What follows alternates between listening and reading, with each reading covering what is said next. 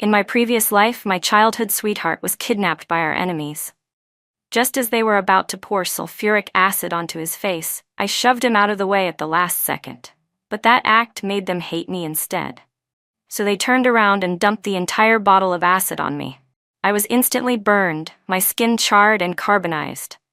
Meanwhile, Liam, my childhood sweetheart, was rescued just in time by his arriving parents. He wasn't harmed at all. Not only did he escape unscathed, but afterward, he even changed his stance and married my adopted sister. "You were the one who chose to save me," he said coldly. "What does it have to do with me? After all, I'm a man of status. I can't spend the rest of my life with a piece of blackened charcoal." With his and my adopted sister's constant manipulation and slander, my family abandoned me. They sent me to the countryside, where I became a target for humiliation by a group of old bachelors. My adopted sister stole my inheritance and spent the rest of her life enjoying happiness and freedom by Liam's side. When I opened my eyes again, I had returned to the day Liam was kidnapped. Don't blame me for being ruthless this time. Blame your father, he brought this on you. A son must pay for his father's sins. You were born the son of that monster, and now you'll pay with your life as a sacrifice for mine.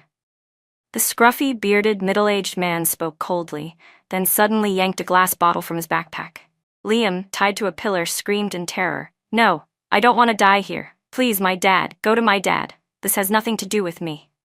Then he spotted me standing silently at the door. His eyes lit up with hope as he cried out desperately, "Emma! Emma, please save me. I don't want to die here." The scene and his voice were all too familiar. My fingernails dug deep into my palms. The pain didn't torment me. It made the corners of my lips curve upward slightly. Heaven must be watching, because it brought me back to my 16th birthday. The very day the one who ruined my life in my past life started his descent into damnation. This time, I will never save this bastard again. He'll pay 1,000 times over for everything he did to me before. The bearded man suddenly turned toward me. His bloodshot eyes were filled with hatred and savagery. My entire body shuddered, not just from fear but a deep instinctive dread. But I'd already died once. What could possibly scare me now? Besides, he deserves to die. I didn't step in to stop anything. I didn't turn and walk away either. I just stood there and spoke slowly, my tone heavy with meaning.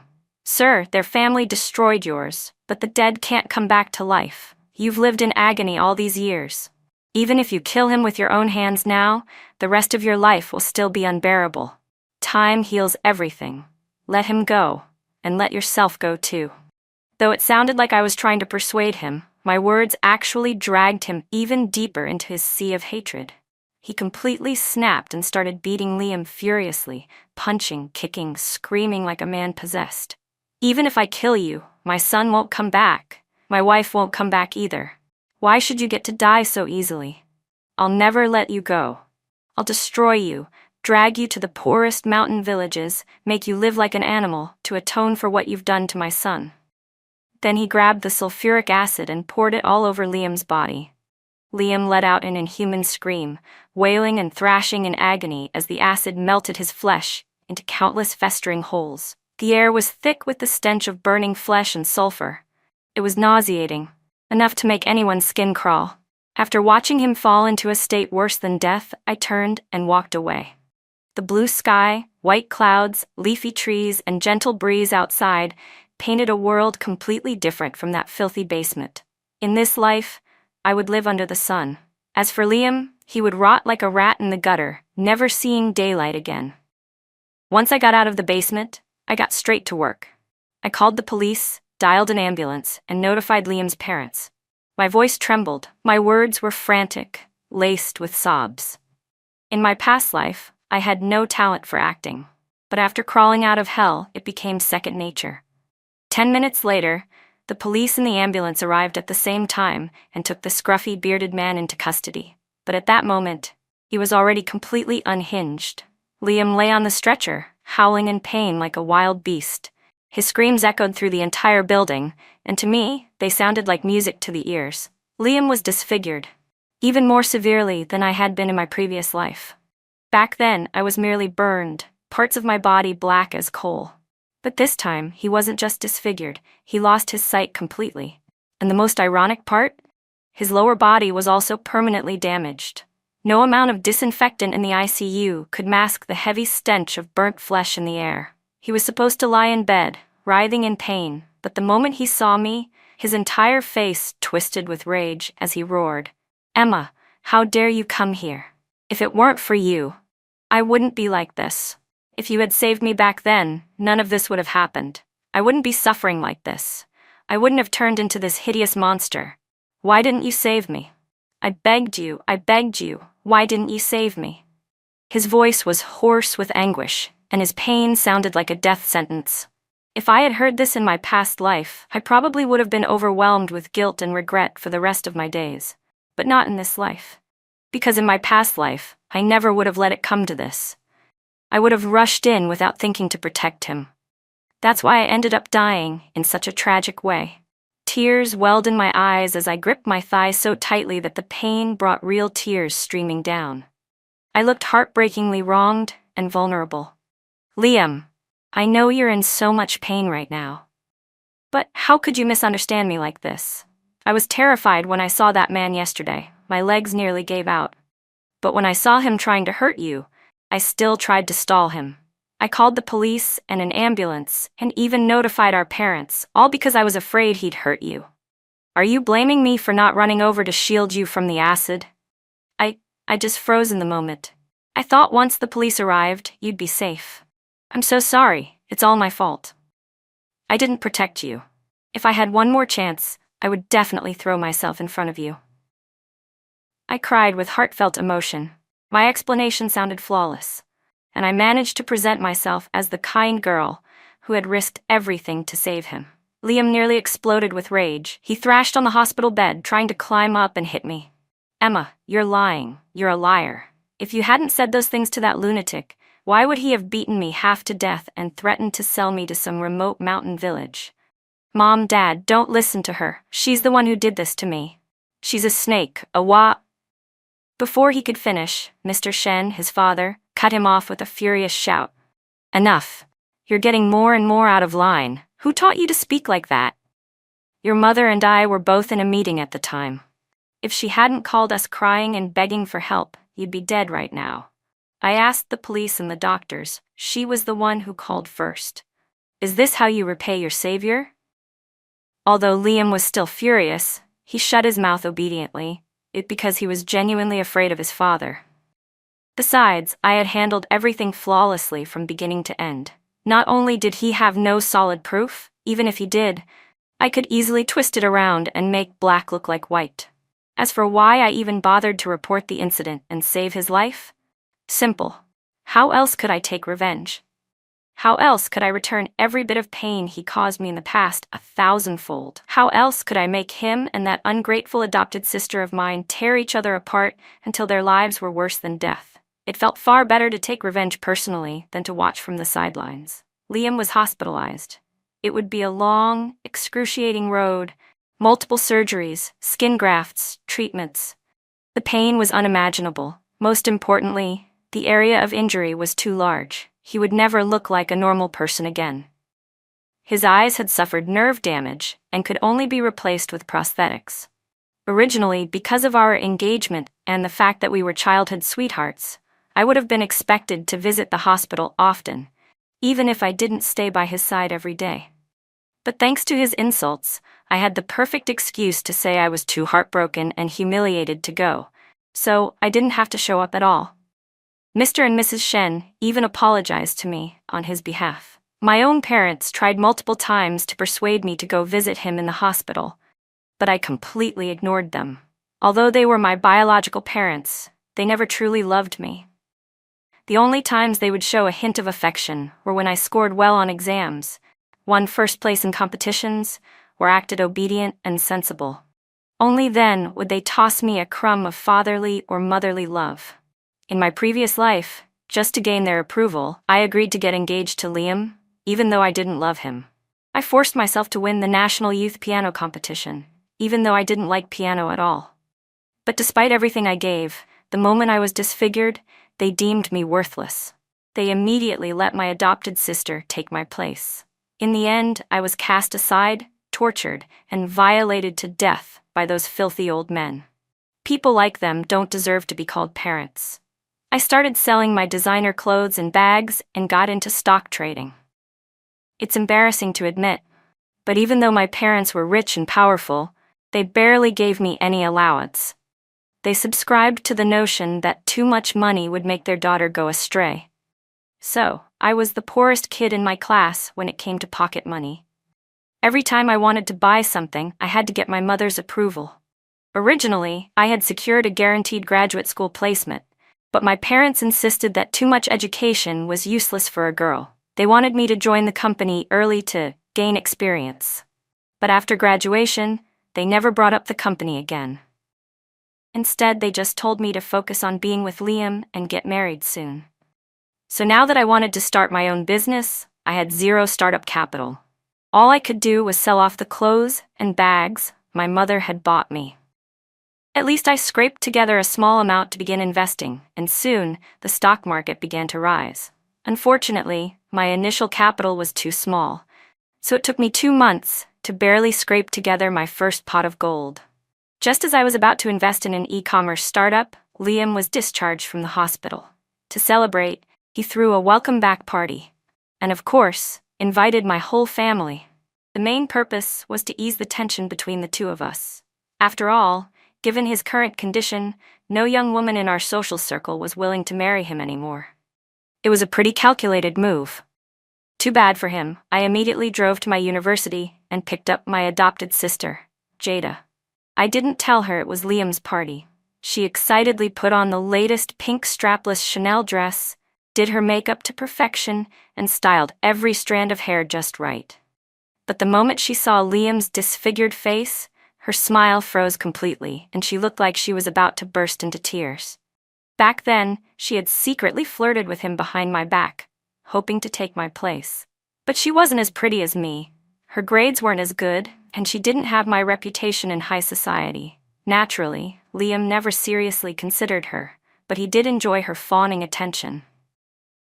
With a bright smile, I said, "Jada's been asking about you these past few days, wondering if you're feeling better. She said she wanted to visit but felt shy. Even just now on the way here, she nervously asked me if her outfit looked good, worried you might not like it. She's my sister, after all, and ever since we were kids, she's always liked clinging to you and playing together. Honestly, I used to get jealous as her big sister." The way I lied with a straight face completely stunned Jada. Sure, she had tried to seduce Liam before, but the moment she found out he was disfigured, she stayed far, far away. But since I'd just made her look so good in front of him, she couldn't possibly object. After all, the Shen family was one of the top-tier families in our circle. If she offended them, not only would her social life be over, our parents would kick her out without hesitation. So, she could only lower her head shyly and murmur, "Emma, what are you saying?" Which was essentially her way of admitting everything I said. At this point, Liam might not have hated me down to the bone, but he definitely saw me as a venomous snake. He clearly wanted nothing to do with me anymore. But when he looked at Jada, who'd recently gotten some cosmetic tweaks, dressed to the nines, and now looked far better than I did in my casual clothes and unwashed hair, his lips curled into a smile. That same smile used to charm countless girls. But now, with his disfigured face and twitching eyelids, it came off as downright terrifying. "Jada, it's stuffy in here. Push me out to the garden for some fresh air," he said. Jada went pale. Her legs trembled, and just as she was about to refuse, I stepped forward with a smile and gently placed her hand on the handle of Liam's wheelchair. "Sis, make sure you take good care of Liam, okay?" With that, I picked up a glass of champagne from a passing tray and walked off to chat with Mr. and Mrs. Shen. Jada was now trapped with no way out. She couldn't say no at all and had no choice but to push him outside for a walk. Her face clearly showed nothing but disgust, loathing, and nausea, yet she still forced out a sweet, syrupy voice, saying, "Liam, I'm so relieved to see you're recovering." It had been a long time since Liam heard a girl flirt with him like that. He was absolutely over the moon, and the grin on his already twisted face became even more hideous. Jada didn't even dare look him in the eye. Her expression was filled with resistance, But as long as you captured the right angle under the dim garden lights, getting a few shots of them looking intimate wasn't going to be a problem. Just then, a gentle breeze blew through the trees, and a few leaves fluttered down onto him. He instinctively reached up to grab one, then suddenly clutched her hand instead, pulling her directly into his arms like some kind of over-the-top romantic drama. It was exactly the kind of scene you'd only see in a K-drama. I was practically mashing my phone screen, taking hundreds of pictures. Later, I'd just pick the most intimate-looking ones and pair them with the love letters Jada used to write him. With a narrative like Two Hearts in Love.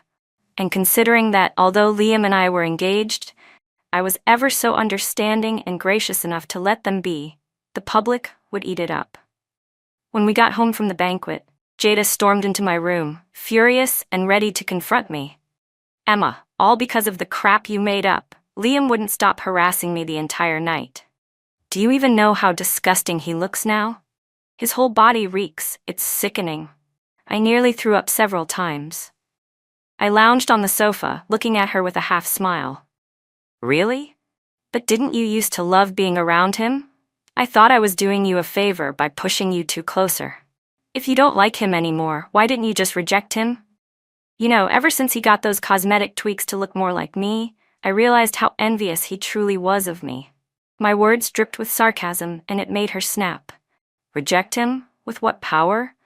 You seriously think I could turn him down after what you pulled?" Then she spat. "God is so unfair. You were there too that day. Why didn't that psycho disfigure you too? That way, you two freaks could be a match made in hell." That sentence hit me like a lightning bolt. The only reason I'd gone to that place that day was because Jada said she saw Liam there. Her expression had been grim, her mood off, and she begged me to check on him. So it was all part of her setup. Liam used to be a poor scholarship student, constantly bullied at school. I was the one who kept stepping in to help him. I paid for his mother's medical treatment, arranged for his abusive father to be transferred elsewhere, and eventually even persuaded my parents to adopt Jada as their goddaughter, for his sake. He practically leapt to the top of the social ladder because of me. The story of the farmer and the snake couldn't be more fitting. These two ungrateful backstabbers deserved to be shredded alive. My gaze grew darker as I stared at her, like I was looking at a corpse. "If you hate him that much, then as your big sister, I'll gladly make sure you two end up together." Jada exploded, screaming, "Emma, you're so evil. I would never marry that hideous freak, not even if I died." I curled my lips into a cold smile. "We'll see." A flicker of panic crossed her eyes. She knew that normally I was easygoing and never fought for anything, but once I made up my mind, I always followed through. Afraid I might actually force her into it, she had a driver take her back to campus in the middle of the night. Her plan was simple: stay out of sight and the engagement would never happen. She could use the excuse of focusing on her studies, maybe go abroad as an exchange student, buy some time. A few years down the line, Liam would forget about her. Then she could come back and live her life as a pampered heiress, marry some handsome, rich second-generation heir. What a joke. Ugly and delusional. Whether she was around or not made absolutely no difference to me. The next day, the biggest headlines in both digital and print media were those photos of Liam holding Jada under the moonlight. Thanks to the perfect angles, you couldn't see her disgusted face at all. Instead, she looked shy and affectionate. Bold, sensational headlines accompanied the images. Liam Shen, heir of the Shen family, shows affection under the moonlight. Scandal rocks high society. Shen family heir caught in secret romance with his fiancée's adopted sister. Emma Sue dumped. Adopted sister seduces the Shen family prince. Affair exposed. Each headline was more explosive than the last. Honestly, I was a little surprised myself.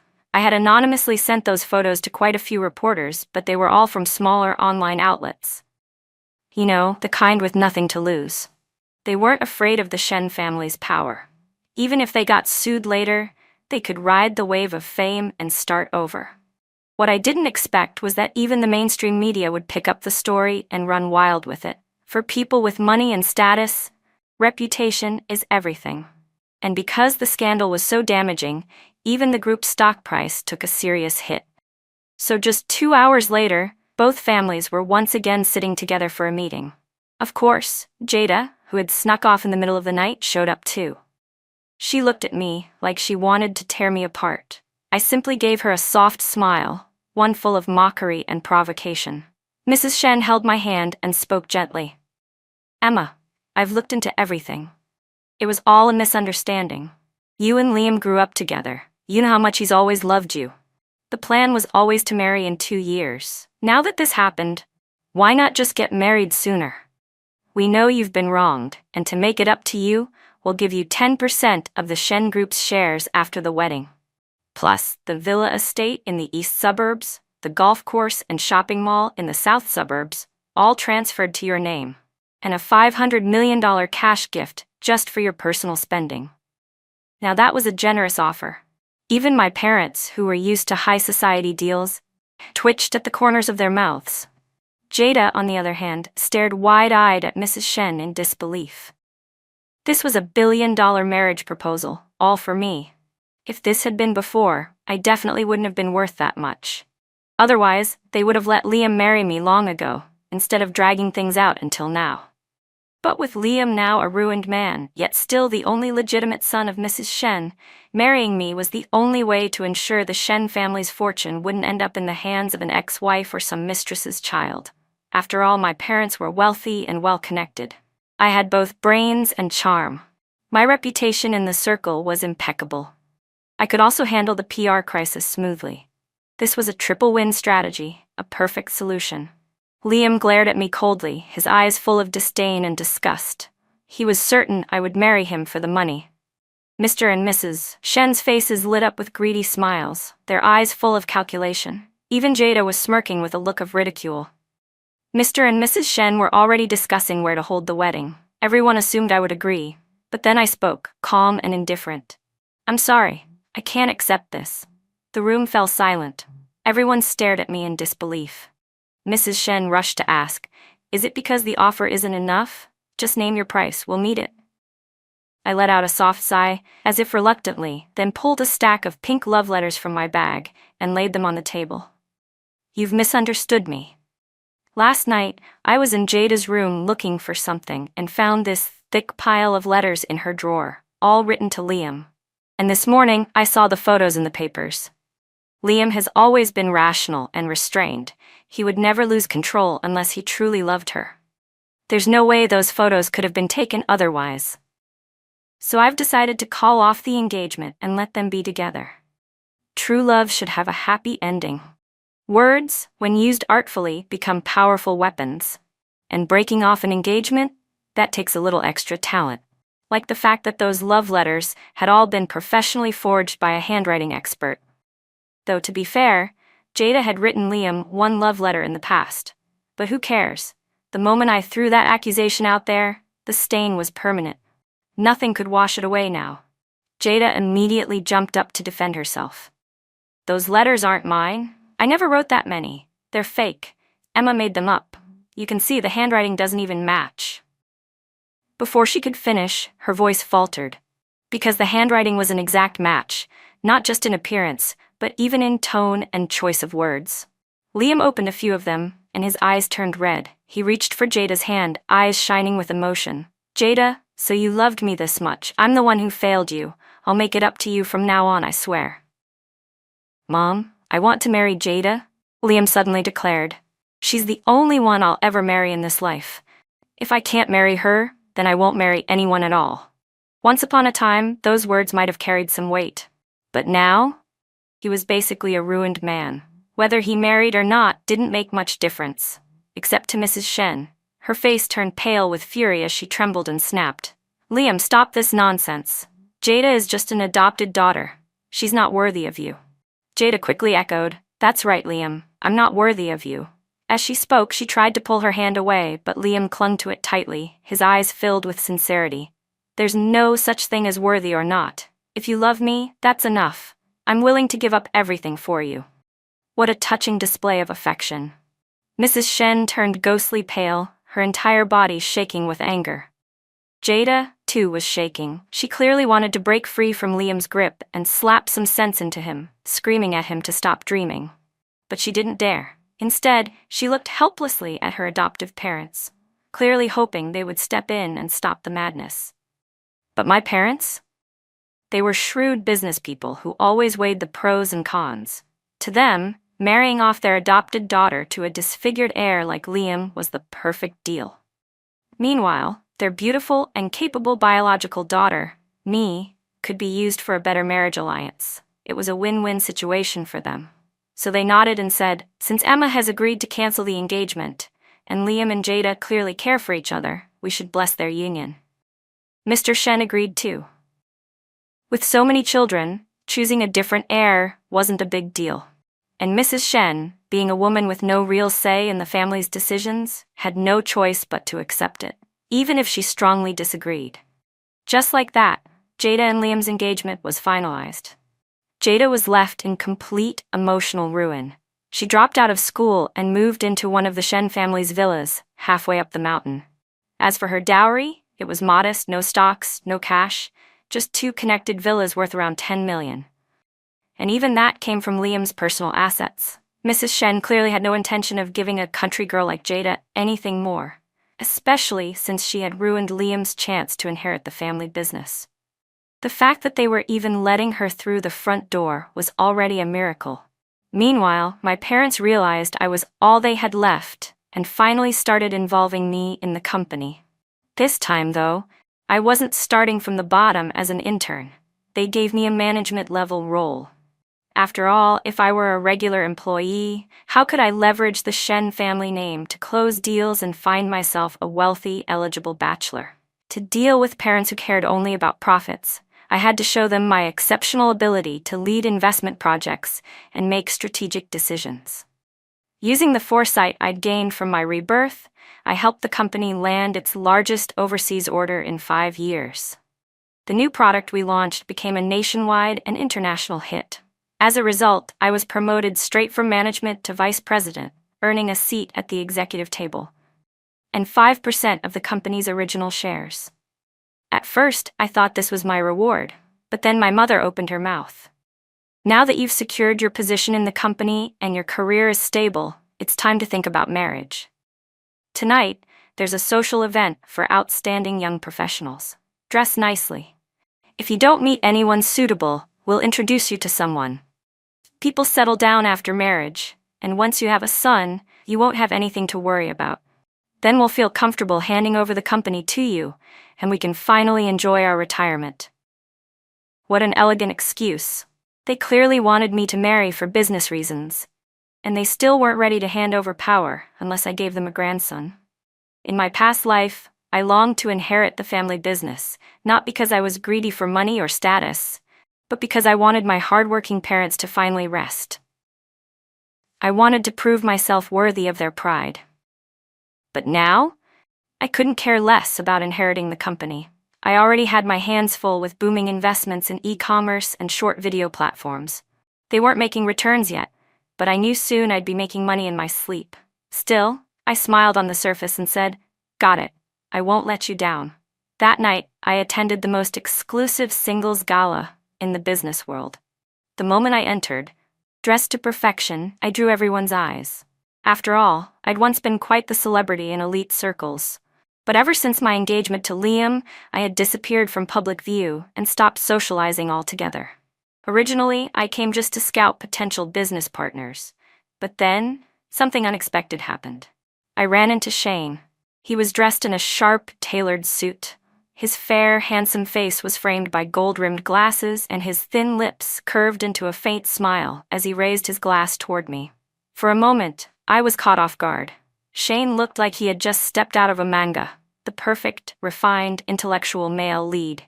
Truth be told, he and I were actually the original childhood sweethearts. He was the son of Mr. Shen's first wife, but after their divorce, he moved overseas with her. He walked over slowly and stood beside me, looking down from his tall frame. With a warm smile and a teasing tone, he said, "All these years and you still haven't grown any taller?" I had to admit, even in 12-centimeter heels, I still had to look up at him. He had always been tall, but now he was even taller. His words felt so familiar, like we hadn't been apart for over a decade, just a few days. I chuckled. Well, someone's gotta hold up the sky.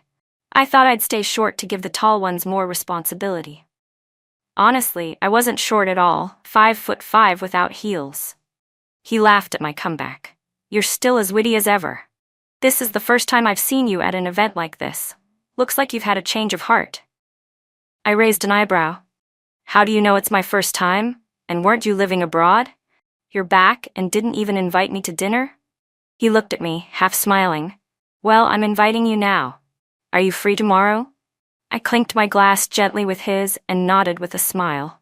Of course I am. I had been hoping to find a smart, capable, and wealthy partner, and just like that, the universe delivered.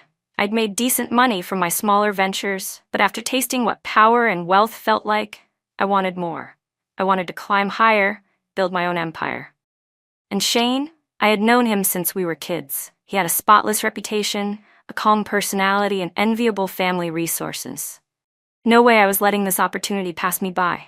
Shane had just finished his PhD at MIT last year, a real genius. While overseas, he launched a successful luxury travel startup and also developed ventures in the finance and fitness industries. He returned to China 5 months ago, the day after Liam got disfigured. From my research, I also discovered something else. It was Shane who had discreetly fanned the flames of Liam and Jada's scandal in traditional media. No wonder the rumor blew up so fast back then. I used to think it was just a coincidence, but clearly, he had been pulling the strings all along. So I got straight to the point. Shane, I know why you're back, and I can help you. He paused mid-stirring his coffee, looking at me with a half smile. Are you sure? I raised an eyebrow. Of course. Back then your father cheated, and your mom was furious. She divorced him and took you abroad. You came back this time to take back the company and assets that should have been yours. If we pretend to be in a relationship, there's no way they'll choose anyone else as heir. He gave a non-committal smile. Pretend to date? I nodded seriously. Yes, you're single, I'm being pressured into matchmaking, and our families are evenly matched. You're not losing anything. Besides, I've got 2 high-potential projects that'll earn more than anything you've worked on so far. Then I launched into my pitch, talking non-stop about influencer incubation bases and my 3 to 5 year domestic market strategies. He listened attentively, his eyes locked on me the whole time. From daybreak to nightfall, we talked. He was intrigued and agreed to the partnership right away. He even thoughtfully drove me home afterward. Coincidentally, my parents had just gotten back from work and saw him dropping me off. They couldn't stop smiling. Working with smart people made everything easier. Our influencer incubation project quickly took off. We co-branded his luxury travel business with my fashion e-commerce brand, instantly boosting both our reputations. Shane really had a sharp business mind. He was brilliant. I rarely admired people my age, but he was exceptional. Of course, while making money, I kept a close eye on Liam and Jada. They had already gotten their marriage certificate, but hadn't held a wedding. Mrs. Shen still looked down on Jada's humble background, afraid her poor relatives would embarrass the family. Meanwhile, Jada couldn't stand Liam's disfigured face and feared public ridicule. At first, she managed to fake it for the money, but now that they were legally married, now that Jada had officially become part of the Shen family, she stopped pretending altogether. She started spending money recklessly, shopping non-stop. When it came to choosing between money and her body, well, she clearly chose money. Liam wasn't exactly bothered by the money, but he did feel lonely. She was never home, and he spent most of his time receiving treatments alone. That made him irritable, and he began lashing out, wanting her to stay home and keep him company. On top of that, Mrs. Shen stirred up drama every chance she got. It didn't even take 2 weeks after their honeymoon period before the newlyweds were fighting like cats and dogs. One night, Liam got drunk and hit Jada. She had already been feeling miserable and wronged, so that was the last straw. She started screaming at him, calling him names, ugly freak, monster, the works. That struck a nerve. Deep down, Liam had always been self-conscious about his appearance. Her words sent him into a violent rage. He beat her so badly that if the housekeeper hadn't rushed in when she did, Jada might have been killed. Crying hysterically, Jada called our parents from the hospital, begging them to come visit. And of course, as her big sister, I brought a fruit basket and flowers. purely to enjoy the drama. Her right hand was in a sling, and her face was bruised and swollen in the most theatrical way possible. She sobbed uncontrollably. "Mom, Dad, I want to divorce Liam. He's a monster. He's terrifying. His whole body reeks from all the medication, and it oozes pus. It's disgusting. I nearly threw up so many times." My mom scolded her on the spot. "He's your husband. How can you talk about him like that? You're married now. You're part of the Shen family. This is your fault for having such a foul mouth. No wonder he hit you. From now on, stop going out shopping with me. Stay home and take care of your husband. People are already laughing at us, saying we raised an ungrateful daughter. If you keep this up, don't blame me for being harsh with you." Dad nodded in agreement. Jada stared at them in disbelief. These were the same people who once promised to treat her like their real daughter, to protect her forever. Turns out they hadn't been lying. After all, they didn't treat their real daughter, me, any better either. With her uninjured hand, she pulled up her pant leg, revealing rows of burns, at least 20 or 30 cigarette burns, densely packed and horrifying to look at. Her voice trembled as she choked out, "Dad, Mom. If he'd been even a little kind to me, I wouldn't be asking for a divorce. But he locks me in the bathroom, burns me with cigarette butts when he's upset, and makes me eat off the floor like an animal." It was truly inhuman. My parents' faces turned grim, but they didn't say anything. So I spoke slowly, with an air of calm. "What Liam did was definitely over the line. But it takes two to fight.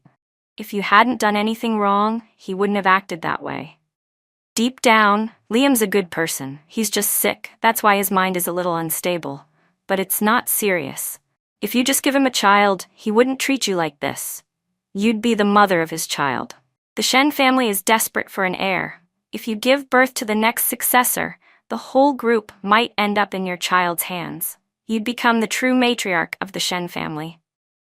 Selling a dream really does work wonders."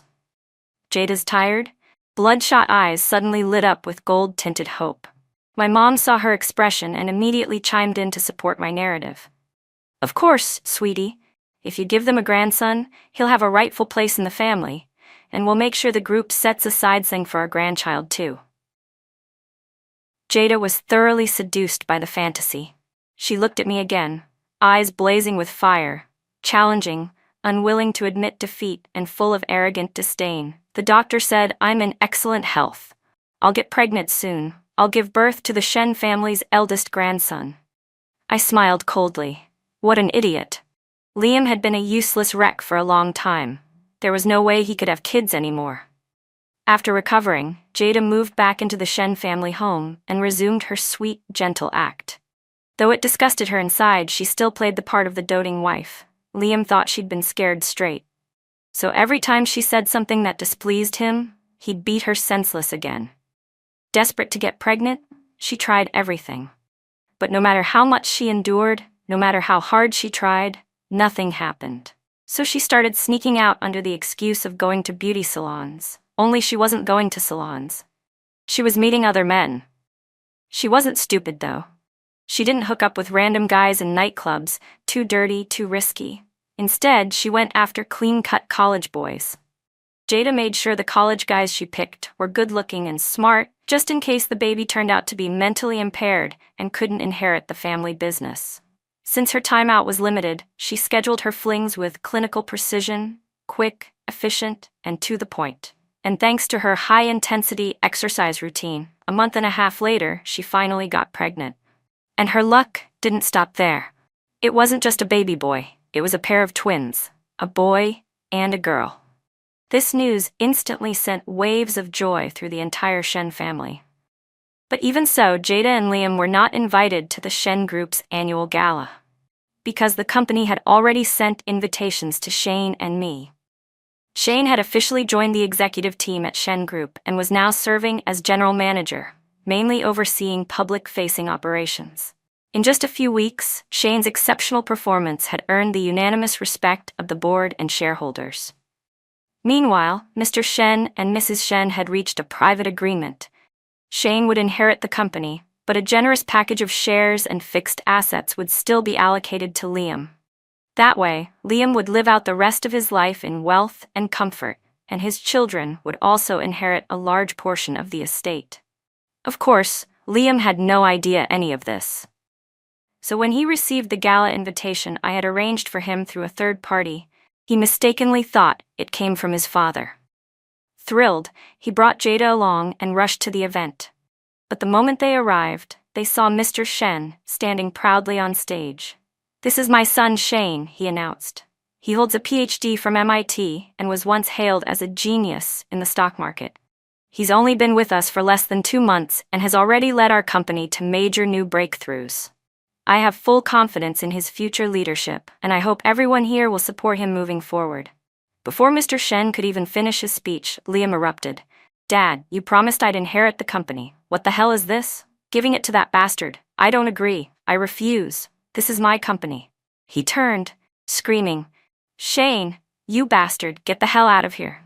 Instantly, all eyes in the room turned toward Liam. Murmurs rose, followed by panicked gasps. "He's crazy. He looks like a ghost." What was supposed to be a refined, elegant gala had turned into utter chaos. Mrs. Shen quickly shouted, "Liam, this is not the time or place. Go home now. I'll explain everything to you after this." But Liam had always assumed the Shen group was his by default. Even after his disfigurement, he never doubted his position in the family. Now, in the face of this betrayal, he was completely unhinged. "I'm not going anywhere. Get Shane out of here right now. He has no right to be here." Before he could say another word, I raised my hand and slapped him across the face. "You don't get to talk about my fiancé that way." Liam froze, stunned. "Shane is your fiancé?" Shane calmly pulled out a handkerchief and gently wiped my fingers, smiling. "Yes, we got engaged a few days ago, just a small ceremony with our families." Liam turned pale as a sheet, his hands clenched into fists, his body trembling as he tried to suppress the urge to curse me out. He knew that the moment he insulted me, Shane wouldn't let it slide. He ground his teeth and forced out, "Well then, I wish you two a long and happy life. But get out of my company. This is still my company. My wife is carrying the Shen family's rightful heir. Even if I don't inherit it, my son will." Shane let out a soft, mocking laugh. "You sure that baby's actually yours?" Liam's fists tightened, his jaw clenched so hard his molars were about to crack. "If it's not mine, whose is it? Yours? Say that again and I swear I'll kill you." I smiled sweetly and linked my arm through Shane's. "Well, you never know." Just then, dozens of phones around the room lit up with notifications. One by one, people started pulling out their phones and playing the explosive videos I had leaked, footage of Jada's secret meetups with college guys. And, just to make sure Liam didn't miss it, I personally handed him a tablet I'd prepared in advance. The moment he saw it, his eyes turned bloodshot. He snapped. He turned on Jada and wrapped his hands around her neck. "You filthy whore. You dare cheat on me? You dare make a fool of me like this? I'll kill you." Jada thrashed and choked, struggling in pain. "Help, somebody help me." Everything happened so fast, people were still too busy watching the video clips in shock. The security guards, I'd thoughtfully arranged for them to be out having dinner. A few guests started to step forward to intervene, but I held up a hand and stopped them. "Liam has a mental illness. He gets violent when he's triggered. Don't go up there and try to help," I said calmly. "It's dangerous. I've already called the police. They'll be here any minute now." 5 minutes later, the police arrived. What they saw was straight out of a nightmare. Jada lay collapsed in a pool of blood, her body riddled with over a dozen stab wounds. Liam was drenched in blood, still holding a knife in his hand. He was trying to cut open her abdomen, intending to rip the baby out with his own hands. He didn't succeed in taking out the baby, but her intestines were already scattered all over the floor. The scene was both grotesque and horrifying. Several people vomited on the spot. Technically, Jada could have died with her body intact. But fate had other plans. In a final stroke of luck, she kicked him hard in the groin with her high heels. The pain made Liam drop her. But then he picked up a steak knife from a nearby table and drove it straight into her heart. Liam was later diagnosed with a severe mental illness, legally insane. He was immediately committed to a psychiatric facility. As it happened, I'd recently been considering investing in the healthcare industry. Psychiatric hospitals included. I planned to assign a few of my best people to take special care of him, so he'd finally learn what hell on earth really felt like. Jada's funeral was lavish, thanks to a hefty compensation package from the Shen family. But in truth, I personally dumped her ashes down the sewer. Garbage belongs in the dark, filthy places it came from. My parents were so traumatized by the whole bloody spectacle that they both fell ill. Being the dutiful daughter I am, I sent them straight to a luxury retirement home, each with a private VIP suite, where they could live out the rest of their days in lonely silence. That same day, I officially took over the company, and right then, Shane handed me a document. I had just been gifted 30% of the company's original shares, making me the largest shareholder. I blinked in surprise. Where did you get so many shares? My parents never released that much equity, not even over the years. Shane gently placed a freshly sliced piece of steak on my plate and said, "Half came from your mom. She said it was part of your dowry if I ever married you. The rest I bought myself. Every time the company released shares, I bought them. Little by little, I ended up with quite a bit. Back then, I figured, if I couldn't become your husband, then at least I could be your boss. Back when we were kids, I used to drag him into playing pretend. He was always the king. I was the queen. I'd even told him once that I'd marry him when I grew up. I thought it was just a child's joke. I had no idea he'd taken it to heart." Sensing I'd gone quiet, he reached over and gently ran his fingers through my hair. His voice was warm, affectionate, a little helpless. "That was all years ago. Don't overthink it. Eyes are on the front of our faces for a reason, to look forward." He raised his glass and smiled. "To the future, Miss Sue." I raised mine and smiled back. "To our long and prosperous future." His eyes lit up instantly. "Yes, to our long and prosperous future."